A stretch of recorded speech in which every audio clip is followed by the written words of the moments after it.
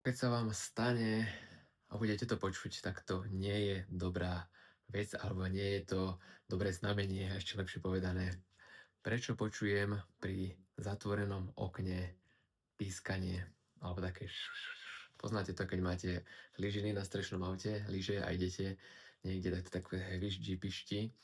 To isté môže byť aj pri okne a stáva sa to, keď napríklad stávate na roli okno alebo niekde na otvorenom priestranstve a začne dosť fúčať a môže sa to stať aj pri nových oknách.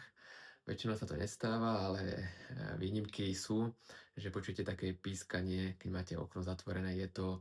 Že je to dôvod taký, že okno je buď trochu nakrivo, že nedolieha dobre, ale fučí cez tesnenie, takže najväčšou pravdepodobnosťou bude buď krivé okno, krivé krídlo, alebo treba vymeniť tesnenie za hrubšie, aby doliehalo poriadne na rám okna.